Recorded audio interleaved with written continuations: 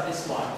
Number one, let's look for the formula for the slope of the line tangent to the graph of the following functions at any point p of xy. So, ang una nating graph, meron tayong function, negative 3x plus 1. Hahanapin natin yung formula yung slope ng tangent line sa kanyang point. So, gagamitin lang natin yung itong isang to.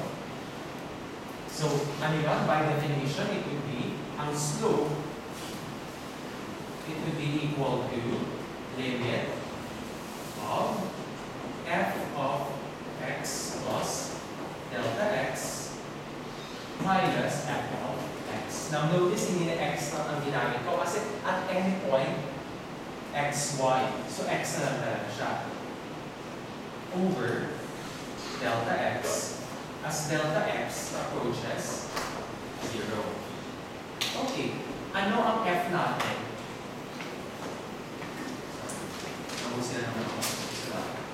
Okay. This one would be f of x plus delta x. So, this would be negative 3x plus delta x plus 1 minus negative 3x plus 1 all over delta x. Tapos, magkalimutan yung limit of delta x approaches 0. And all we have to do is manipulate this one. So, pag manipulate natin ito, makuha lang natin ay limit of this one, distribute natin, we get here negative 3x minus 3 delta x plus 1 minus, well, we minus tayo so that this will become plus 3x minus 1 all over delta x as delta x approaches 0. Okay, ano mo nangyari? Well, pwede mo naman tanggalin na lang yung parenthesis or yung square bracket. Yung negative 3x at positive 3x ay magka-cancel. What else magka-cancel? Yung 1 at negative 1. So, may iwan lang sa atin ay limit of negative 3 delta x over delta x as x approaches delta x. Oops. Delta x approaches 0. And since delta x is just approaching 0, hindi pa naman talaga siya 0. So, si delta x at si delta x ay pwede cancel. So, may iwan lang sa atin ay limit of negative 3 as delta x approaches 0. We get here negative. So, some of you, ang mga differentiation, ito talaga yung makukuha talaga natin, negative. Ito pa rin maging assignment ko sa akin mamaya. I will just give you a function. Tapos, look for the equation of the line. Pero kung gagamitin niyo yung definition.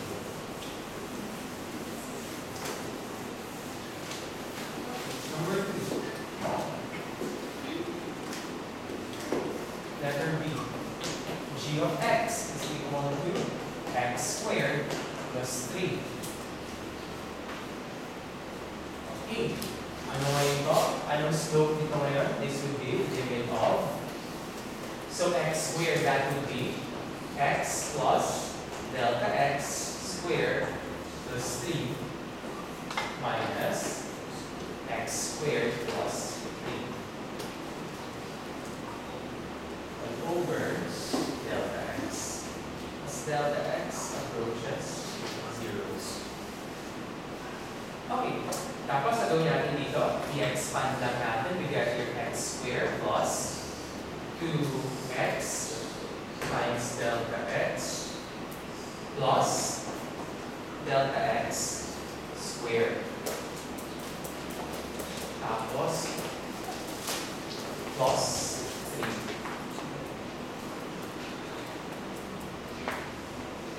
Minus x squared plus 3 over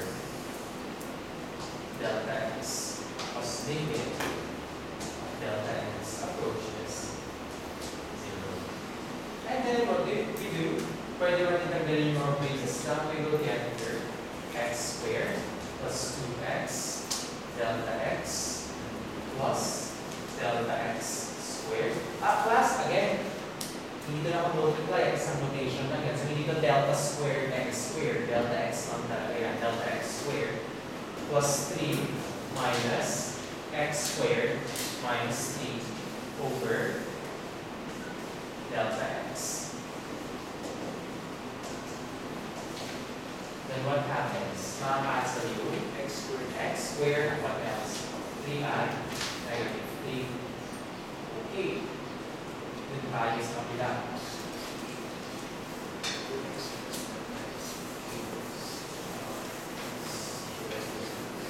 So, makukuha ngayon natin ay limit of 2x delta x plus delta x squared over delta x as delta x approaches 0. Now, sa numerator, we can actually factor out delta x. So we will get here delta x times 2x plus delta x over delta x at a limit of delta x approaches 0. And since delta x is just approaching 0, because 0 we can cancel it. So we get here limit of 2x plus delta x as delta x approaches 0. Then limit of the sum, to sum of the limit, we get here limit of 2x delta x approaches 0 plus limit of delta x as delta x approaches 0. Okay, tingnan natin kung pangalawang term. What is the second term? Limit of delta x as delta x approaches 0. This is just be plus 0 kasi mag-0 na siya. Dito, ano mangyayari? Actually, lalabas na ng 2x. This is a constant. Bakit? Ang variable natin ay delta x. Tandaan nyo dito class, at the point x, y. So, kumaga dito, given yung x natin. So, dito, ang variable talaga natin delta x. So, wala tayo, may nakita ba tayong delta x na nakamultiply dito? Wala. So, you can treat your x as a constant. So 2x, constant lang yan. So a limit of a constant is itself. So you will get here 2x plus 0. So to get 2x.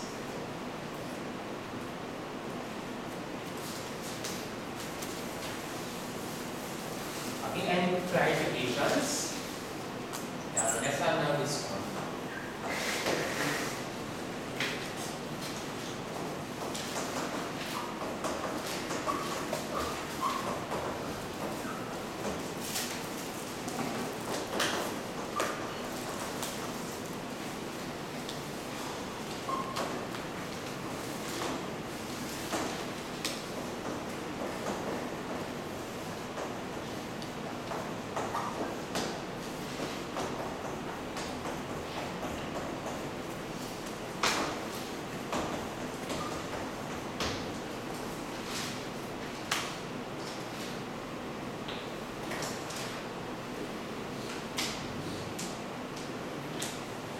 Okay.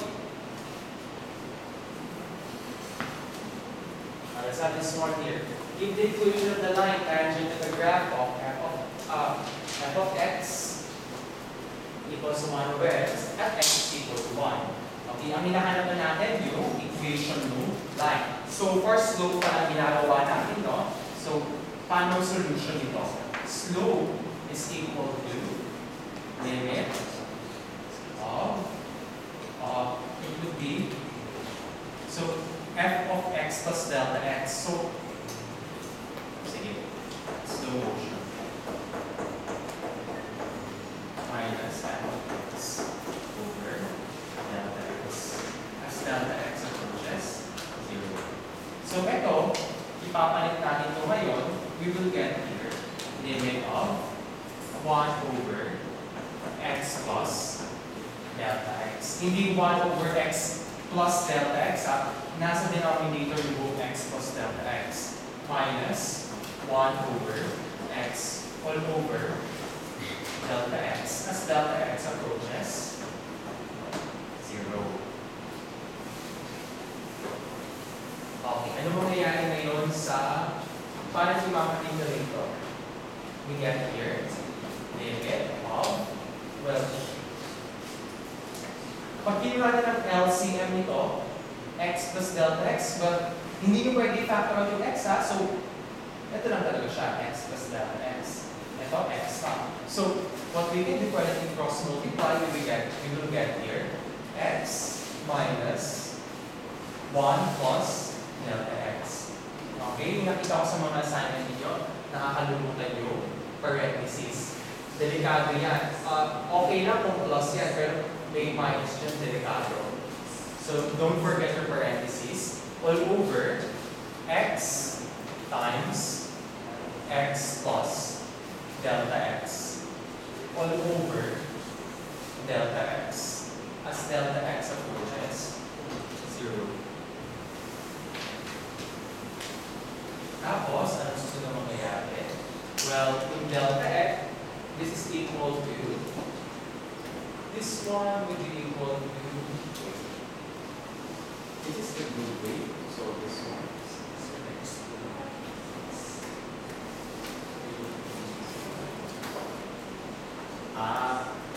O nga naman yung pinapahirapan natin, at x is equal to 1 pala. So,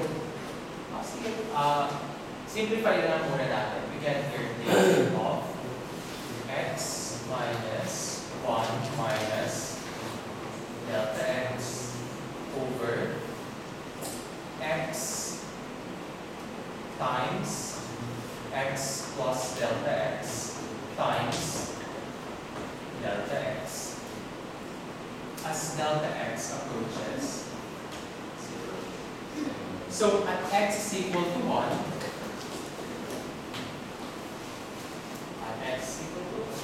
hindi ko pa-plot na yung 1 na, dito yung pala ito-plot natin. We get here, limit of 1 minus 1 minus delta x over 1 times 1 plus delta x times delta x as delta x approaches 0. And so, ano mangyayari? Maka-cancel yung 1 at 1. Manitira sa atin ay limit ng negative delta x over 1 plus delta x times delta x as delta x approaches 0. Since delta x is approaching 0, maka-cancel yung delta x at delta x. So, mag-iwan sa atin ay limit of negative 1 over 1 plus delta x as delta x approaches 0. But this is equal to, since delta x approaches 0, we get here negative 1 over 1 plus 0. We get negative 1. Ito pala yung slope natin. Ano na yung equation? Equation of a tangent line.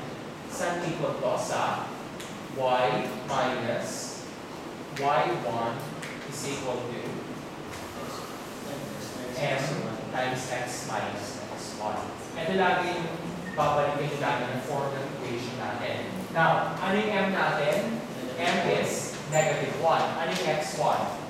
x1 is 1. Kulang pa tayo ng y1. Anong y1? It is f of 1. So, eventually, we will get here y minus, anong f of 1? F of 1 would be 1. So, ayan, kaya class, hindi dito magsimulang magpa-plug ng 1 tapos mag-plug in. Walang mangyayari, magiging minus 1 siya.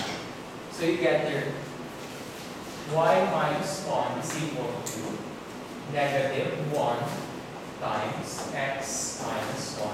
So, this is y minus 1 is equal to, pwede ito actually sa akin, x minus 1. Or kung gusto gawin, y is equal to mx plus b, it is equal to, pwede na ito.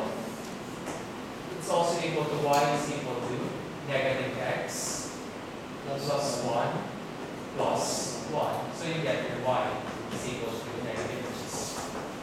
It's another way. Pwede ito, pwede ito. In fact, pwede natin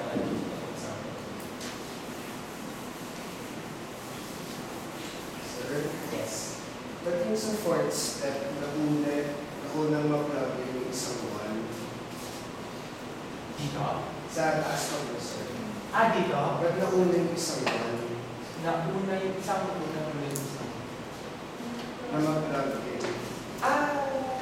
Yung X pala dapat. Sorry. X pala. Kaya wala na to. X minus X. Thanks. Kailangan ko pakita ang mga Ayan. So, delta X. So, diba, ang matitira sa atin ay delta X. So, sa yung mga necessary steps. Tingnan mo lang ha. Sa necessary pala to, wala talaga yan. Yes, natin na pala. Natin na pala siya.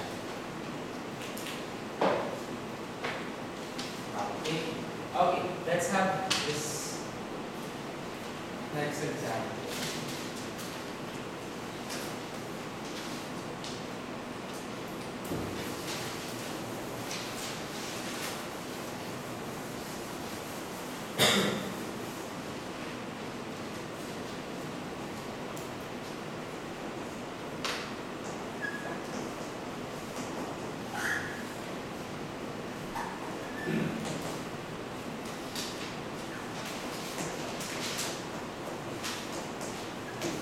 Okay, let's have this one. G of x is equal to square root of 3x plus 2 and x is equal to 2/2. Ganyan ang gagawin natin. So, ano yung slope natin dito? It would be the limit of, it would be square root of 3 times x plus delta x plus 2 minus square root of 3x plus 2 all over delta x. As delta x approaches 0. And what do we do next? Okay. Pag ganito, mukhang komplikado yung siya. We will rationalize. So pag nag-rationalize tayo, this would be square root of 3x plus delta x plus 2 plus square root of 3x plus 2 all over square root of 3x plus delta x plus 2 plus square root of 3x plus 2.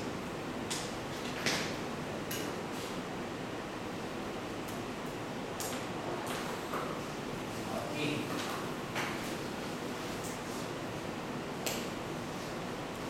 Simplify natin.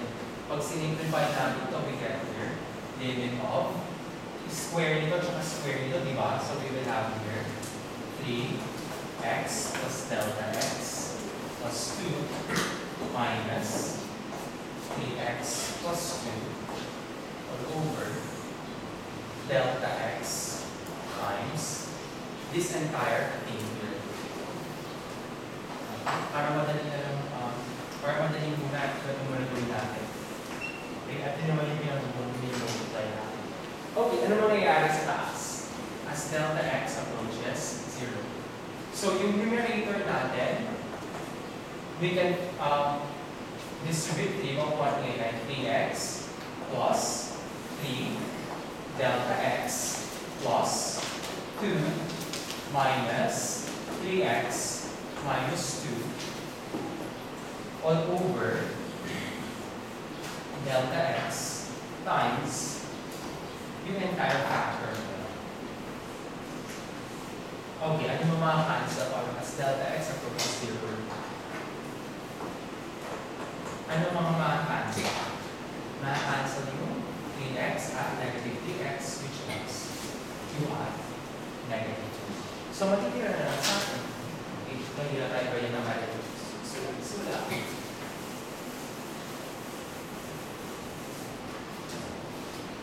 We get here,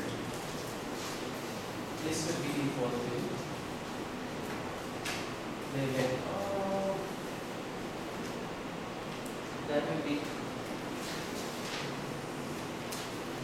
negative 3 delta x at negative 1 positive, tapos ilalim ay delta x times delta square root of 3x plus delta x square root pala plus 2 minus square root of 3x plus 2 equals, as delta x approaches 0. And since delta x is approaching 0, maka-cancel yung delta x. At the same time, kasi may constant tayo, pwede ilabas. So, actually, pwede natin ituloy ito at x is equal to 2/3. Ano meron tayo? We will get here limit of 3 over, so ito 3 or square root of 3 times 2/3 plus delta x plus 2 plus square root of 3 times 2/3 plus 2 as delta x approaches 0. So, ano mangyayari? Pag distribute natin yung nasa denominator, makuha kayo sa denominator ay square root of 3 times 2/3, that would be 2 plus, that would be 3 delta x plus 2 plus, this one would be square root of 2 plus 2. Sa numerator ay may 3.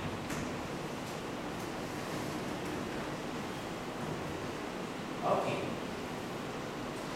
Let's simplify.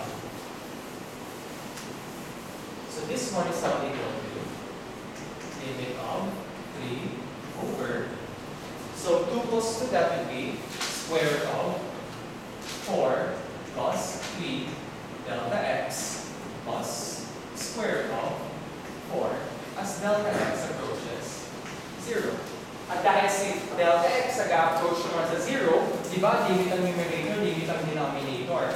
So, well, you can analyze from this one, si delta x nag-approach ng 0. So, ano nangyayari ngayon sa 3 delta x?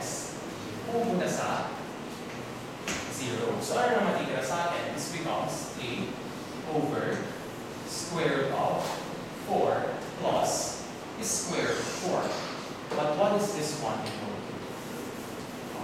3 over 2 plus 2, which is 3/4. And therefore, ano ang equation ng line natin? Equation ng line ay, equation of tangent line, this is y minus y1 is equal to m times x minus x1. M is 3/4. X minus, ang x1 natin ay 2/3. Ano ang y1? y1 is f of 2/3. Now you can verify that this one is 2/3, so that would be 2. So this would be y minus 2 is equal to 3/4 times x minus 2/3. And that's it. Pwede na ito.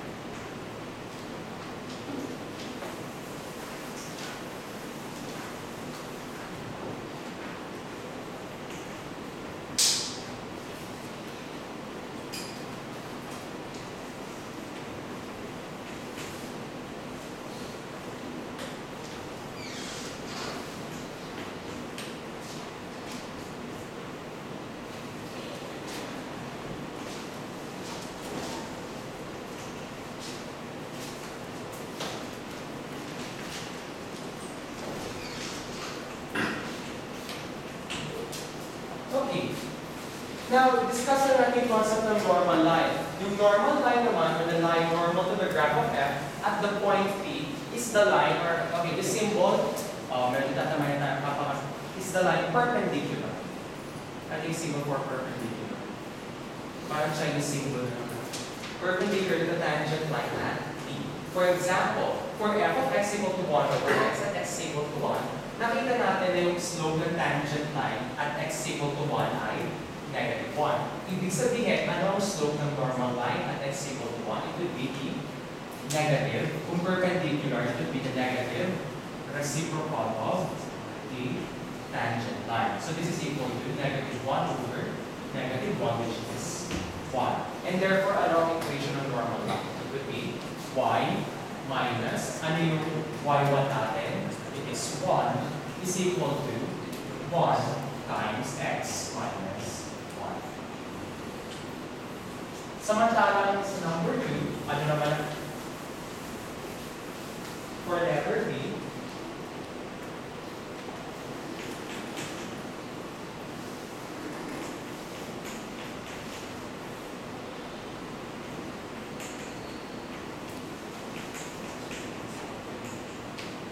anong slope ng tangent line natin? It was 3/4. Therefore, ano ang slope ng normal line? It would be negative 4/3. Therefore, ano ang equation ng normal line? It is y minus, what is y1? y1 is 2. y minus 2 is equal to, nagkapala lang ng 1. Is na lang, is y minus is equal to negative 4/3 times x minus 8. That's it.